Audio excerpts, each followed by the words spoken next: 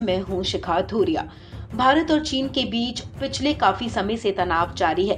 बावजूद इसके चीन अपनी नापाक हरकतों से बाज नहीं आ रहा है।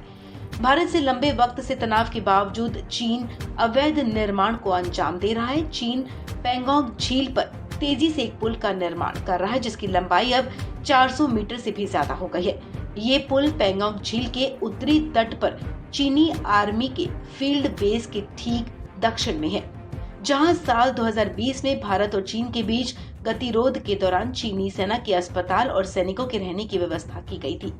16 जनवरी की सैटेलाइट तस्वीरों से अब ये संकेत मिले हैं कि यहाँ पर चीन के श्रमिक तेज गति से पुल का निर्माण कार्य पूरा करने में जुटे हुए हैं। चीनी श्रमिक पुल के खंभों को एक भारी क्रेन की मदद से कंक्रीट स्लैब से जोड़ने का काम कर रहे हैं, जिस पर डामर बिछाया गया है।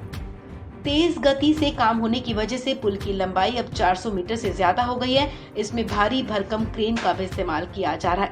पहली बार हाई रेजोल्यूशन सैटेलाइट इमेज में दिखाया गया है कि पैंगोंग झील पर चीन का नया पुल उस इलाके में चीनी सेना को बेहतर लॉजिस्टिक्स मुहैया कराएगा और चीन को झील के किसी भी किनारे से सैनिकों को जल्द जुटाने की क्षमता बढ़ाने में भी मदद करेगा। इसके साथ ही नॉर्थ बैंक के सैनिकों को अब रुतोग में अपने बेस तक पहुंचने के लिए पैंगोंग झील के आसपास करीब 200 किलोमीटर सफर करने की जरूरत नहीं होगी। ये सफर अब करीब 150 किलोमीटर तक कम हो जाएगा।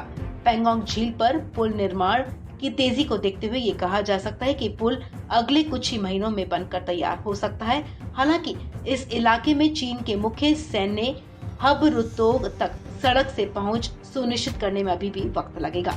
आपको बता दें, पैंगोंग झील पर पुल का निर्माण कार्य पूरा होने पर चीन को उस इलाके में सैन्य बढ़त हासिल हो जाएगी। ये इलाका पूर्वी लद्दाख में भारत और चीन के बीच एक अहम बिंदु माना जाता रहा है।